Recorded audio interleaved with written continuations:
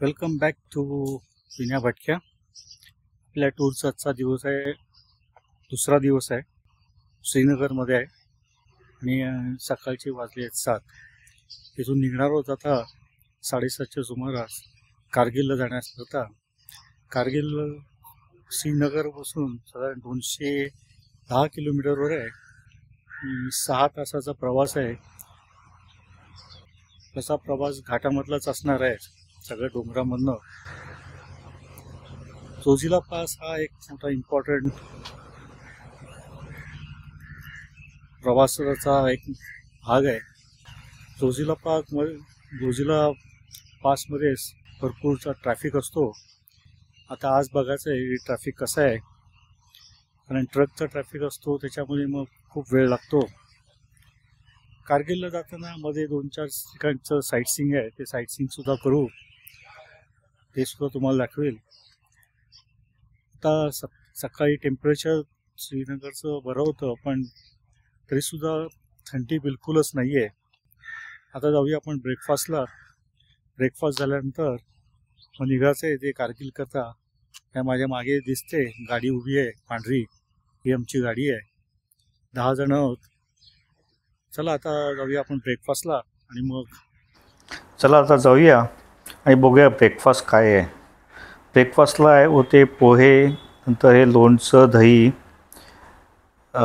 आलू पराठे आहेत इथे. त्याच्याकरता हे लोणचं आणि दही दिलेलं आहे.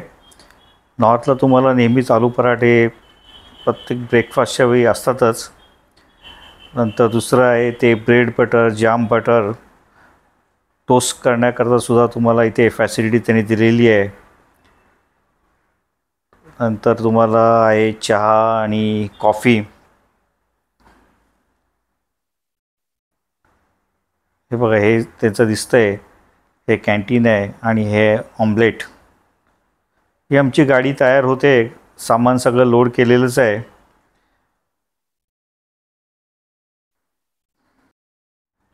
प्रवास साधारण 100-200 किलोमीटरचा असावा. आम्ही निघालो, आमचं हॉटेल जे होतं ते डल लेकच्या जवळच असल्यामुळे तिथनं तुम्ही बघाल हे डल लेक सकाळी 7 वाजताच्या सुमारास. गर्दी काय फार दिसत नाही आहे, लोकच फिरत आहेत. आणि आम्ही लागलो ते सोनमर्गच्या मार्गावर. कारगिल हे ला जाण्याकरता सोनमर्गवरनं जायला लागतं.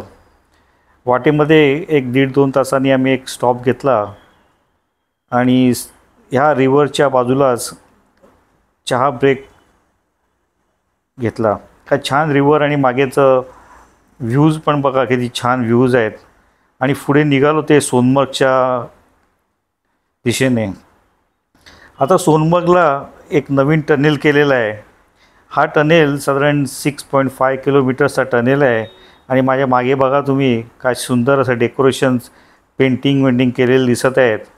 हे खूप 5-6 गाड्या आलेल्या आहेत आणि या गाड्यांमधनं ही श्रीनगरची मुलांची ट्रिप शाळेची आलेली आहे.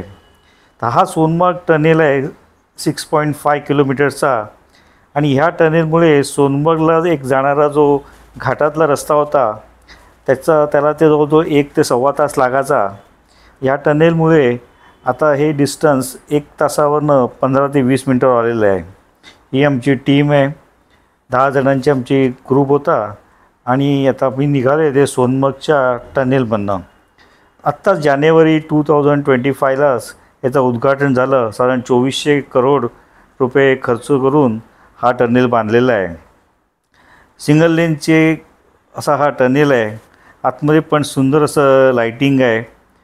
नवीनच असल्यामुळे अजून सगळ्या चकाचकच आहे. त्याला सेफ्टी प्रोसिजर्स पण दिलेले आहेत असं आम्हाला ऐकण्यात आलं. छानच असा हा टनेल आहे. साधारण आम्हाला 10 मिनटं हा टनेल पास करायला लागले, कारण आतमध्ये स्पीड लिमिट आहे. बाहेर पडल्यानंतर पण बघा तुम्ही, काय सुंदर अशी काश्मीरची सिनरी आहे. लँडस्केप बघा, काय सुंदर लँडस्केप आहेत. आणि हा एक ब्रिज आहे. आता इथे जोजिला बायपास करण्याकरता एक बोगदा तयार होतो. त्याच्याकरता हा ब्रिज सोनमर्गवरनं डायरेक्ट त्या बोगद्याला कनेक्ट करतो आहे. अजून थोड्या दिवसांनी तुम्ही जर आले तर तुम्हाला जोजिला पास हा काय लागणार नाही. आता आपण आहोत ते जोजिला पासवरनं आणि हे दिसतंय हे जोजिला पासवरनं घेतलेले हे सिनरी. अतिशय उत्कृष्ट सिनरी अशी जोजिला पासवरनं दिसते. रस्तासुद्धा तसा फारच कठीण असा आहे. जोजिला पास साधारण आम्ही करून मग 0 पॉईंट म्हणून जे म्हणतो, 0 पॉईंट म्हणजे ॲक्च्युली जोजिला पास संपतो आणि इथून पुढे थोड्याच डिस्टन्सवर लडाखची बॉर्डर चालू होते. 0 पॉईंट हा ऑगस्ट महिन्यात तिथे फार असं काहीच नव्हतं, पण तुम्ही जर एप्रिल, मे आणि जूनच्या मिडपर्यंत आले तर हा सर्व माउंटन्सवर तुम्हाला बर्फ पडलेला दिसतो. आणि इथून कारगिल साधारण 100 किलोमीटरचं आहे. इथून कारगिलला तुम्ही जेव्हा जाल तेव्हा असती हिरवळ कमी होत जाते आणि मग बॅरन डोंगर तुम्हाला लागतात. अतिशय कठीण असा हा जोजिला पासचा रोड आहे. तर ट्रॅफिक नसेल तर फार काय तुम्हाला येत नाही. इथे भयंकर वारा होता आणि त्यामुळे माझा व्हॉईसचा प्रॉब्लेम तिकडे झाला आणि त्यामुळे तुम्हाला साधारण हे पिक्चर्स पण जरा नीट दिसत नसतील. खूपच वारा होता. आम्ही आता आलो ऑगस्ट महिन्यात, तेव्हा बिलकुलच इथे बर्फ नाही आहे. पण तुम्हाला मी थोड्याच वेळात दाखवतो की मी एक 5 वर्षापूर्वी इथे आलो होतो मे महिन्यात, मेच्या 1st आणि 2nd वीकला. तेव्हा आणि आताचा फरक तुम्हाला लगेच जाणवेल. आता तुम्ही माझ्या मागे बघताय तर तुम्हाला बर्फ थोडाही दिसत नाही आहे. स्नो सगळीकडे हिरवळ आणि बॅरन असे डोंगर दिसत आहेत. पण जेव्हा आम्ही मे महिन्यात इकडे आलो होतो तेव्हा सगळीकडे व्हाईट सगळं स्नो पडलेला दिसत होता. तर आता बघूया आपण ते मे महिन्याचे थोडीशी क्लिप्स जी मी मेच्या 1st 2nd वीकला मी आलो होतो. आणि हा बघा ही जी क्लिप आहे 2019ला आलो होतो. आत्ता जिथे उभं आहे, जिथून मी तुम्हाला आता दाखवलं त्याच स्पॉटला मी उभं आहे. पण तिथून बघा तेव्हा किती बर्फ पडला होता आणि बऱ्याच स्टॉल होते आणि तोच स्केटिंग किंवा अजून दुसऱ्या गेम्स तिकडे बरेचसे असे चालू होते. आता ऑगस्ट महिन्यात बिलकुलच काही बर्फ नाही आहे. तर तुम्हाला जर इथूनचं बर्फाचा एन्जॉय करायचं असेल काश्मीरचं तर तुम्ही नक्कीच एप्रिल एंड किंवा एप्रिल मिड ते जून मिडपर्यंत तुम्ही इथे येऊ शकता आणि मग तुम्हाला बर्फ एन्जॉय करता येईल. हे बघा इथे आम्ही आहे 11,700 फुटावर जोजिला पास संपून आता आम्ही एंटर करतो आहे ते लडाखची बॉर्डर. आता आम्ही लडाखला शिरलेलो आहे आणि तुम्हाला जाणवेलच की इथूनची आता डोंगरावरची जी झाडं होती, ग्रीनरी होती ती असती कमी होत जाते आणि ब्राऊन डोंगर तुम्हाला हे दिसत आहेत. लडाखची हे लँडस्केपसुद्धा बघण्यासारखे आहेत आणि हे लँडस्केप बघण्याकरताच लोक येतात. मग साधारण 1च्या सुमारास द्रास म्हणून एक गाव आहे, तिथे आम्ही लंच करता थांबलो. द्रास हे फेमस आहे.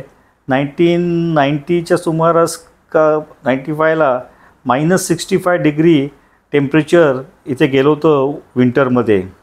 जेवण पण अतिशय सुरेख व्हेजिटेरियन जेवण होतं. आणि ह्याच आमच्या हॉटेलच्या बाहेर तुम्हाला समोर जो डोंगर दिसतो आहे इथेच कारगिलची वॉर तेव्हा लढली गेली 1990ला. आणि ह्या डोंगरवर, द्रासच्या डोंगरवर तुम्हाला हे टॉपवर, आता माझी एवढी झूम नाही आहे पण इथे अजूनही आपल्या इंडियन आर्मीचे बंकर्स आहेत. याच द्रासपासून हॉटेलपासून एक साधारण 10 किलोमीटरवर कारगिल वॉर मेमोरियल केलेलं आहे. अतिशय सुरेख असं हे वॉर मेमोरियल आहे. ज्या लोकांनी कारगिल वॉरमध्ये सोल्जर्सनी फाईट केलं त्यांच्या आठवणीकरता हे वॉर मेमोरियल केलेलं आहे. हे मागचे डोंगर आहेत, ह्या सगळ्या मागच्या डोंगरवर तिथे तेव्हा लढाई झाली होती आणि पाकिस्तानचं इंटेन्शन होतं की हे कॅप्चर करायचं, म्हणजे श्रीनगर टू लडाखचा हा जो समोरचा रोड आहे आमचा, आपण जातो आहे तो, तिथे कंट्रोल घेऊन लडाखला इंडियापासून सेपरेट करण्याचा प्रयत्न होता. पण अतिशय चांगल्या प्रकारे हे 2-2.5 महिन्याची वॉर लढली गेली आणि इंडियन सोल्जर्सनी कमाल केली. ही जी तोफ दिसते ही बोफर्स तोफ आहे आणि ह्या बोफर्स तोफनी आम्हाला तिथे सांगण्यात आलं की जे मेन कामगिरी केली या बोफर्सनी, आणि हा जो इथूनचा माउंटन दिसतोय ह्याला म्हणतात टायगर हिल्स, आणि इथे निर्णायक लढाई लढली गेली. अतिशय कठीण परिस्थितीमध्ये आपल्या सोल्जर्सनी हे टायगर हिल कॅप्चर केलं आणि पाकिस्तानचा इथे पराभव करून त्यांना मागे हुसकावून लागलं. अतिशय स्ट्रॅटेजिक एरिया हा इंडियन आर्मीच्या दृष्टीने होता आणि तो आपल्या लोकांनी परत कॅप्चर केला. पुढे आम्ही निघालो आणि साधारण 1-1.5-2 तासांनी परत चहा पिण्याकरता एक थांबलो या नदीवर. बघा काय सुंदर असा व्ह्यू आहे, आणि आम्ही ह्या नदीच्या काठावरच बसलो चहा पिण्याकरता. तिथे समोरच हॉटेल आहे, पण काय लोकांनी इथे नदीवर एक 10-15 मिनटाचा आनंद घेतला. वरती तुम्हाला दिसते काळे ढग आलेले आहेत, पाऊस पण आता जोरात पडणारच होता. आणि हे आमचं जिथे आम्ही चहा प्यायला ते हे हॉटेल आहे. सिनरी बघा किती सुरेख सिनरी आहे. रस्ते पण अतिशय सुंदर आहे, जास्त काय खड्डे कुठे नाही आहेत. आणि इथून साधारण आमचं हॉटेल साधारण एक 40 मिनटाच्या अंतरावर आमचं हॉटेल आहे कारगिलचं. तर चहा पिऊन आम्ही आता पुढे निघणारच आहे, पण वरती पाऊस प्रचंड काळे ढग असे आले होते आणि त्याचा फटका आम्हाला बसला. आम्ही अडकलो ते लँडस्लाईडमध्ये.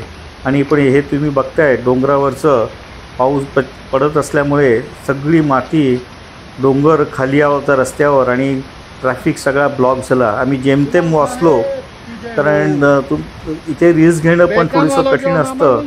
काय तुमच्या रस्त्यावर मोठमोठे डोंगरावरची जे खडक असतात किंवा दगड असतात ते सुद्धा येऊन पडतात.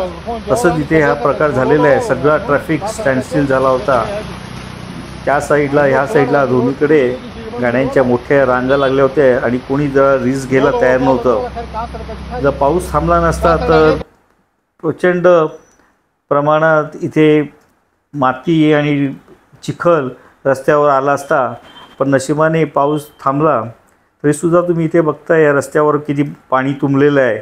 आणि पोलीस तिथून आले साधारण 1 तासांनी, आणि मग त्यांनी रोडचं जे काय पडलं होतं मिनिमम गोष्टी जे काय करता येतात त्यांनी हे दगडी बाजूला केली आणि मग ट्रॅफिक चालू केलं. बघा हे पोलीस आहेत, फार एफिशियंटली ते 1-1.5 तासातच पोचले तिथे.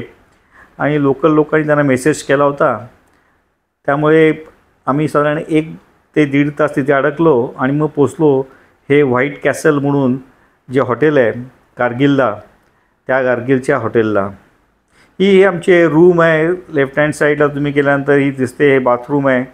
सुंदर अशी बाथरूम आहे, स्वच्छ नीट आणि क्लीन बाथरूम आहे. पुढे तुम्ही गेल्यानंतर तुम्हाला दिसेल तो हा रूमचा व्ह्यू आहे. डबल बेड, छानपैकी असा डबल बेड आहे, मोठाच्या मोठी रूम आहे. आणि जागासुद्धा ऐसपैस आहे. प्यायला पाणी आहे, इंटरकॉम, जे काय नेहमी आपल्या एखाद्या हॉटेलला लागतं त्याच प्रकारे या हॉटेलमध्ये सगळ्या फॅसिलिटीज होत्या. TV, नंतर कबड. संध्याकाळ झाली होती त्यामुळे तुम्हाला मी व्ह्यू काय आता दाखवू शकत नाही. उद्या नेक्स्ट मॉर्निंगला म्हणजेच तुम्हाला दुसऱ्या व्हिडिओमध्ये नेक्स्ट जो व्हिडिओ येईल त्याच्यात तुम्हाला तो दाखवेल. हे थोडेसे फोटोग्राफ्स काढलेले आहेत. काय सुंदर फोटोग्राफ्स आलेले आहेत. तर हे फोटोग्राफ्स इथे तुम्हाला ठेवलेले आहेत. रात्रीचं जेवण पण ह्याच हॉटेलमध्ये होतं. व्हेजिटेरियन जेवण होतं, पापड, नंतर काय मिक्स अशी भाजी होती, मग मंचाव सूप,